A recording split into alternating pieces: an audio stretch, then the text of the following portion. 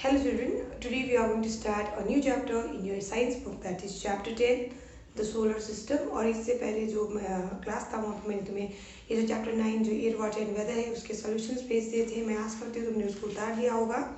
वहाँ पे मैंने जो नंबर सी था exercise C level the diagrams वाला पेज 89 में उसको मैंने नहीं भेजा था, क्योंकि ये जो है तुम्हें मैं आज दिखाना चाहती थी कि बुक में तुम्हें मिल जाएगा, इसकी मदद से तुम सॉल्व कर सकते हो। 83 में ये दिख जाएगा तुमको सी ब्रीज वाला, इसकी मदद से ये तुम सॉल्व कर सकते हो। और साथ में पेज नंबर 84 में भी ये लैंड ब्रीज वाला तुम्हें दिख जाएगा। इन डायग्राम्स की मदद से तुम वो जो एक्सरसाइज सी को सॉल्व कर सकते हो तुम्हारी बुक में ही।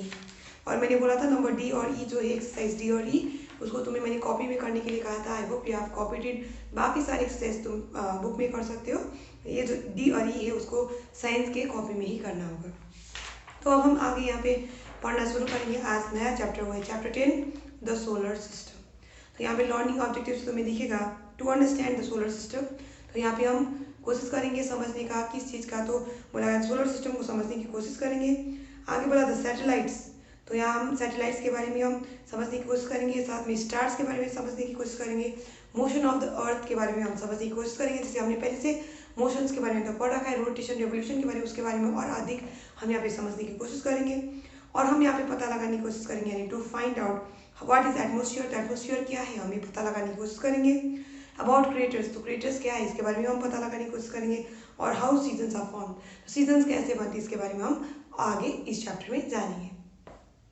तो यहाँ पे लेट्स बिगिन तुम्हें दिखेगा एक एक्सरसाइज प्रोवाइडेड है बुक में, ये तुम कर सकते हो। In the given word box, तो यहाँ जो दिया हुआ है नीचे बॉक्स है वर्ड का box, find out in circle 5 words related to space. तो यहाँ पे 5 शब्द ढूंढने स्पेस से जुड़ा हुआ और उसको तुम्हें सर्कल करना है, इनसर्कल करना है। तो ये तुम कर लेना खुद से, और अगर ये नहीं कर पाओ तो बाद में मैं तुम्हें इसके सोल्यूशन भेज दूंगी।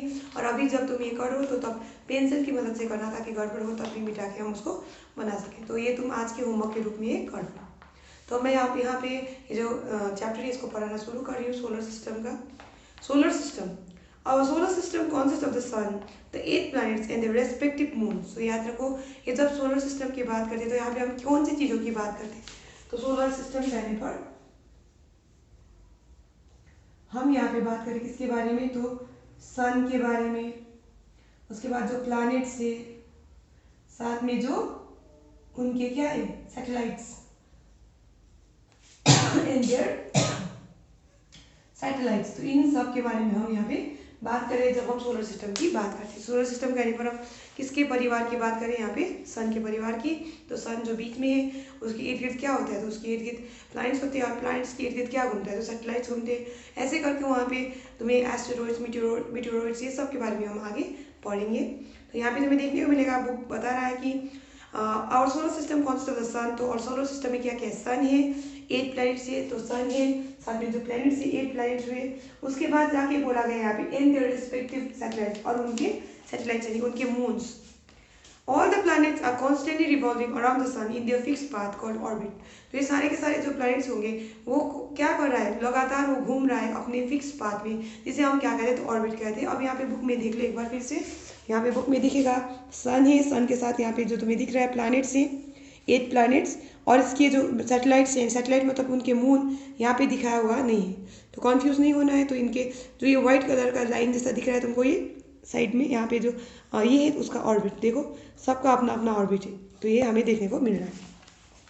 तो यहाँ बुक क्या समझा रहा है, बुक समझा रहा है कि सारे जो प्लैनेट्स है वो लगातार घूमते रहते सन की इर्द गिर्द अपने फिक्स पाथ में, और इस फिक्स पाथ को हम क्या कहते हैं, तो इस फिक्स पाथ को हम ऑर्बिट कहते हैं। ऑर्बिट क्या है मैंने पहले से पिछले वीडियो में भी पिछले क्लास जो चैप्टर में भी पढ़ा रखा है।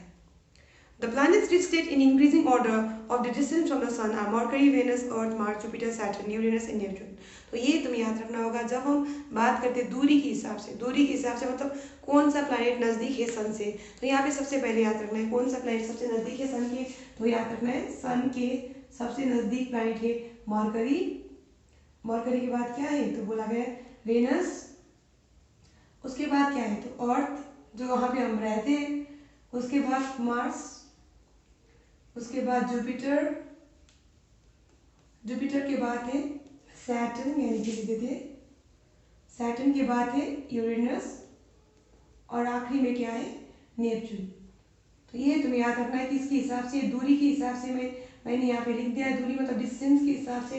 तो सबसे नज़दीक प्लैनेट कौन सा है सन के, तो या तो मर्करी, उसके बाद वेनस, उसके बाद अर्थ, उसके बाद मार्स, उसके बाद जुपिटर, सैटर्न, उसके बाद यूरेनस और उसके बाद आखिरी में नेपच्यून। तो ये हम डिस्टेंस के हिसाब से बोल रहे हैं सन से प्लैनेट्स का पोजिशन। तो फर्स्ट यानी सबसे क्लोजेस्ट क्या है मर्करी, और सबसे फारदेस्ट क्या है, तो farthest is Neptune. The farthest planet is Neptune and the closest planet is mercury. अब हम आगे यहाँ पे पढ़ेंगे, let us read more about every member of the solar system. तो अब हम यहाँ पे और ज़्यादा पढ़ेंगे इस बारे में, तो प्रत्येक मेंबर के बारे में सोलर सिस्टम का, जैसे कि हमारे घर का परिवार होता है ऐसे करके यहाँ पे भी याद रखो, यहाँ पे मेंबर शब्द का प्रयोग किया है, यानी कि सदस्य। तो यहाँ पे सोलर सिस्टम के सदस्य के बारे में हम प्रत्येक सदस्य के बारे में पढ़ेंगे, यानी प्रत्येक जो सन के बारे में पढ़ेंगे, प्लैनेट के बारे में पढ़ेंगे, यानी और एक प्लैनेट के बारे में जो 8 प्लैनेट्स उसके बारे में भी हम पढ़ेंगे। तो सबसे पहले sun is the huge ball of hot gases place in the centre of the solar system. तो याद रखो सन क्या है, तो सन एक बड़ा सा बॉल है, किस चीज़ का, तो हॉट गैसेस का, तो गर्म गैसेस का बॉल है, जो कि बीचों बीच में किसके, तो सोलर सिस्टम के। तो यहाँ पे याद रखो place in the centre of the solar system, तो ये बीच में किसके, तो केंद्र में किसके, तो सोलर सिस्टम के। इट डज नॉट रोटेट और revolve but remains fix eight one point. तो इसका क्या ये रोटेट करता है, नहीं। क्या ये रिवॉल्व करता है, तो नहीं, ये फिक्स बना रहता है अपनी पोजीशन में। तो सन क्या रोटेट करता है करके अभी कोई पूछा तो बोलोगे नहीं। क्या सन रिवॉल्व करता है, तो तब भी नहीं। प्लैनेट्स क्या करते हैं, रोटेट और रिवॉल्व करते हैं, ये सन रोटेट रिवॉल्व नहीं करता है। The sun gives out heat and light to all the planets in solar system. तो याद रखो सारे जो प्लैनेट्स है सोलर सिस्टम में, उनको हीट और लाइट कौन देता है, तो सन देता है। सन याद रखो एक स्टार है। आगे बोला गया है कि this heat and light has made life possible on the अर्थ। तो यही जो हीट और लाइट है जो हमें सूरज से मिलती है, इसकी वजह से जीवन मुमकिन है कहाँ पे, तो पृथ्वी पे। इसलिए हम यहाँ पे जी पा रहे हैं, किसकी वजह से, सन के हीट और लाइट की वजह से। नहीं तो हमारा दिन रात भी नहीं होता। दिन और रात में क्या फ़र्क रह जाता, अगर सन नहीं निकलता, सुबह में क्या होता है, उजाला होता है, किसकी वजह से उजाला होता है, सन की वजह से। तो अगर सन नहीं होता तो दिन रात का एक पैटर्न भी नहीं होता। और यहाँ पे जो सनलाइट चाहिए होता है प्लांट्स को फोटोसिंथेसिस के लिए, तो ये प्लांट्स को फोटोसिंथेसिस करने के लिए ये सनलाइट नहीं मिल पाता। जो प्लांट्स है अगर वो नहीं होते तो हम लोग भी जिंदा नहीं रहते धरती पे, क्योंकि प्लांट्स को हम क्या करते, कंज्यूम करते, वो प्राइमरी प्रोड्यूसर्स है। अब आगे यहाँ पे बोला गया this heat and light has made life possible on the earth. और आगे बोला गया the temperature of the surface of the earth sun is about 5500 Celsius. तो याद रखो तो तापमान है सर्फेस ऑफ द सन में, तो यानी कि जो सतह है सन का, उसमें कितना तापमान है, तो बोला गया 5500 डिग्री सेल्सियस। तापमान कितना है, 5500 डिग्री सेल्सियस। कहाँ का तापमान, तो यहाँ पे हम बात करें सन के सर्फेस का। आगे यहाँ पे फैक्चुअल स्टडी में तुम्हें वहाँ पे साइड में दिखेगा the sun has thin outer layer called corona and its central part is called a core. तो याद रखो सन का बाहरी एक पतला सा परत है, लेयर है, उसको हम कहते हैं कोरोना। अभी कोरोना वायरस नहीं, लेकिन स्पेलिंग कोरोना ही याद रखो, CORONA। ये तुम्हें बुक में दिख जाएगा यहाँ पे। तो ये जो कोरोना है इसका मतलब क्या है, कोरोना ये बीमारी नहीं है, यहाँ पे कोई वायरस नहीं है। कोरोना का मतलब सन का थिन आउटर लेयर है, और इसके जो अंदर का हिस्सा होता है उसको हम क्या कहते हैं, सेंट्रल पार्ट को कहते हैं हम कोर। तो सन के सेंट्रल पार्ट को कोर कहते हैं, और उसका जो बाहर में जो थिन आउटर लेयर होता है उसको हम क्या कहते हैं, तो कोरोना कहते हैं। आगे हम यहाँ पे मरकरी के बारे में पढ़ेंगे, जो कि क्लोजेस्ट प्लैनेट है किससे, तो सन से। तो यहाँ पे बोला गया है it is the smallest planet of the solar system in its place close to the sun. तो याद रखो सबसे छोटा प्लैनेट सोलर सिस्टम का क्या है, तो ये मरकरी है, और बोला गया है ये नज़दीक है किससे, तो सन से। तो सबसे नज़दीक वाला प्लैनेट भी कौन सा है, तो याद रखो मरकरी है। सबसे छोटा प्लैनेट भी कौन सा है कहेंगे, तो मरकरी ही है। It has no moon and is named after the Roman messenger of gods. तो इसका कोई मून नहीं है, यानी कि इसका कोई सैटेलाइट नहीं है। जैसे अर्थ का सैटेलाइट क्या है, मून है, लेकिन यहाँ पे याद रखो मरकरी का कोई सैटेलाइट नहीं है। और आगे यहाँ पे बोला गया कि इसका नाम किसके ऊपर रखा गया है, तो रोमन मैसेंजर ऑफ गॉड्स के ऊपर रखा गया है। रोमन मैंने जो रोम के लोगों का, यानी कि रोमन कहने पर मैसेंजर ऑफ गॉड्स, मैसेंजर मतलब जो समाचार लाता है किसका, तो भगवान का। तो उसके नाम के ऊपर ये मरकरी का नाम रखा गया, इस प्लैनेट का नाम रखा गया है Mercury. Mercury is the second hottest planet because of its nearness to the sun. तो आगे यहाँ पे बताया गया सेकेंड हॉटेस्ट प्लैनेट कौन है, तो मरकरी। तो मरकरी के बारे में हमने आज क्या पढ़ा यहाँ पे, तो हमने देखा मरकरी क्लोजेस्ट है सन के, साथ में मरकरी स्मॉलेस्ट प्लैनेट है, साथ में हमने पढ़ा कि मरकरी क्या है, सेकेंड हॉटेस्ट प्लैनेट है, और हमने यहाँ पे देखा कि मरकरी जो है इसका जो नाम है किसके ऊपर पढ़ा है, तो रोमन मैसेंजर ऑफ गॉड्स के ऊपर इसका नाम पढ़ा है। आगे हम पढ़ेंगे यहाँ पे वेनस के बारे में। It is known as the morning star और इवनिंग स्टार। अब ये याद रखो वेनस को हम क्या कहते हैं, तो मॉर्निंग स्टार और इवनिंग स्टार क्या थे। Venus it is the second brightest object visible in the sky after the moon. तो बोला गया है यहाँ पे वेनस जो है वो सेकेंड मतलब दूसरा नंबर में जो सबसे ब्राइटेस्ट ऑब्जेक्ट जो हमें देखने को मिलता है आकाश में वो क्या है, वेनस है। किसके बाद, तो मून के बाद। सबसे ज़्यादा चमकीला याद तो करो तो सन है, सन के बाद यहाँ पे मून है, मून के बाद क्या है तो वेनस है, याद रखो। आगे यहाँ पे बोला गया है it is the hottest planet and is place between mercury and earth. तो ये सबसे गर्म प्लैनेट है, याद रखो सबसे हॉटेस्ट प्लैनेट है, और ये किसके बीच में स्थित है, मर्करी और अर्थ के बीच में स्थित है। अब तुम सोच रहे हो कि मर्करी तो सन के नज़दीक है, फिर भी कैसे ये सेकेंड हॉटेस्ट हुआ, और वेनस जो है सन से दूर है, फिर भी हॉटेस्ट क्यों हुआ। तो यहाँ पे याद रखना है कि वेनस का एटमॉस्फेयर का जो लेयर है वो बहुत थिक है। ऐसे में जो हीट जो होता है, यानी जो सन से हीट जो आता है वो ट्रैप हो जाता है, ट्रैप मतलब अंदर ही फंस के रह जाता है। इसी वजह से जो वेनस है उसमें तापमान बहुत ही हाई होता है। इसलिए याद रखो मर्करी के मुकाबले वेनस क्या है, गर्म है। तो याद रखो हॉटेस्ट प्लैनेट कौन सा है, तो वेनस है। कभी भी गलती से मर्करी मत बोलना, मर्करी सबसे नज़दीक है, ये बात सही है, लेकिन वो सेकेंड हॉटेस्ट में आता है। हॉटेस्ट में कौन है, याद रखो वेनस। आगे हम यहाँ पे पढ़ेंगे अर्थ के बारे में, जो कि हमारा प्लैनेट है। It is the only planet which supports life. तो ये एक मात्र प्लैनेट है जिसमें क्या, जो किसको सपोर्ट करता है, तो लाइफ को सपोर्ट करता है, यानी कि यहाँ पे जीवन मुमकिन है।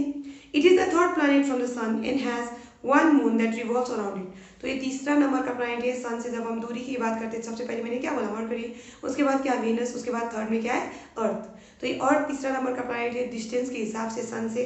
और आगे यहाँ पे बुक में बताया गया है कि इसका खुद का क्या है, मून है, और ये मून मतलब सैटेलाइट है, और ये जो सैटेलाइट है वो उसकी के यानी कि अर्थ के इर्द गिर्द घूमता है। तो हमने इससे पहले याद रखा मर्करी और वेनस का क्या नहीं है, तो उनके सैटेलाइट्स नहीं है। आगे बोला गया है about 70% of surface is covered with water. तो 70% जो अर्थ का जो सतह है यानी सर्फेस है वो किस चीज़ से घिरा हुआ है, तो पानी से। तो हमने पहले से तुम्हें जो टिक द करेक्ट आंसर में मैंने आज ही तुम्हें कल ही मैंने तुम्हें आंसर भेजा था कि 3/4 portion of the earth is covered with water करके। तो याद रखो 70%, लगभग 70% जो एरिया है, सर्फेस है हमारी पृथ्वी का, वो ढका हुआ है किस चीज़ से, तो पानी से। ये चीज़ बुक में समझाया गया है। So it is also called the blue planet. इसी वजह से हम पृथ्वी को ब्लू प्लैनेट भी कहते हैं।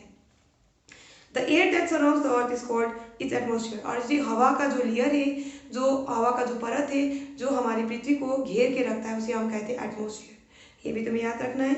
It protects us from the harmful radiations of the sun. और ये जो एटमॉस्फेयर है ये क्या बताता है, तो हमारे पृथ्वी में जो हम लोग हैं, हम लोगों को बचाता है किससे, तो हार्मफुल रेडिएशन ऑफ द सन से। तो कि जो सूरज की किरण होता है उसमें जो हार्मफुल रेज होता है उससे हम लोगों को कौन बचाता है, तो या तो एटमॉस्फेयर हमें बचाता है। तो ये चीज़ यहाँ पे समझाया गया है।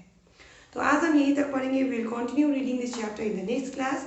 तो आज मैं तुम्हें एक होमवर्क दे रही हूँ। होमवर्क मैंने एक पहले से दे रखा है, ये जो लेट्स बिगिन वाला सेक्शन, इसको मैंने सॉल्व करने के लिए कहा था तुमको। पेज नंबर 91 में ये तुम खुद से कर लो पेंसिल की मदद से। और एक और होमवर्क मैं तुम्हें दे रही हूँ, वो है कि जो मैंने कल तुम्हें क्वेश्चन आंसर्स भेजे उसको तुम याद करना शुरू करो। उसके जो एक्सरसाइज मैंने भेजे उसको भी तुम याद करना शुरू करो, क्योंकि कोई दिन मैं तुम्हारा टेस्ट लूँगी व्हाट्सएप की ही मदद से। मैं वहाँ पे कोई टाइम तुम्हें सुनिश्चित कर दूंगी और बता दूंगी कि उस समय तुमको ऑनलाइन आ जाना है। उस समय तुम्हें मतलब नेट को ऑन करके वहाँ पे मोबाइल के साथ होना चाहिए, तुम्हारा मोबाइल ऑन होना चाहिए। उसके बाद उस वक्त मैं तुम्हें कोई टाइम दे दूंगी और उस टाइम में मैं क्वेश्चन पेपर यहाँ से भेज दूंगी तुमको, और उस क्वेश्चन पेपर को देख के तुम अपने कॉपी में उसको आंसर सॉल्व कर लेना। उसके बाद ये जो आंसर सॉल्व करोगे उसको तुम फोटो खींच के मेरे पास 40 मिनट्स के अंदर में तुमको उसको भेजना है। 40 मिनट्स नहीं, 1 आवर के अंदर में दे देते, तो 1 आवर के अंदर में उसको भेजना पड़ेगा। इसलिए तुम अभी से चैप्टर 9 के क्वेश्चन आंसर्स, उसके जो वर्ड मीनिंग्स वगैरह है उसको तुम याद करना शुरू करो। ऐसे में तुम्हें आसानी होगा जब मैं बाद में जाके टेस्ट लूँगी। तो I hope you will do what I am asking you to do. तो याद करना शुरू करो क्वेश्चन आंसर्स और सारे एक्सरसाइजेस। और मैंने क्या बोला तुमको, मैंने बोला है कि कोई दिन मैं तुम्हारा उसका टेस्ट लूँगी। ये जो डेट होगा मैं पहले से तुम्हें इन्फॉर्म कर दूंगी, और ये जो क्वेश्चन पेपर होगा मैं बताए हुए समय पे तुम्हें भेज दूंगी व्हाट्सएप के थ्रू। और उस क्वेश्चन पेपर की मदद से तुम उस क्वेश्चन पेपर को देख के तुम अपनी कॉपी में उनके आंसर्स लिख लेना, और उसके बाद मुझको फोटो खींच के तुम मेरे व्हाट्सएप नंबर में तुम उसको फॉरवर्ड कर देना, भेज देना। ऐसे में तुम्हारा मैं जो पेपर होगा उसको चेक करके तुम्हें वापस मैं बाद में सेंड कर दूंगी। ऐसे तुम्हारा क्लास टेस्ट हो जाएगा। So we are going to stop here for today children. Thank you.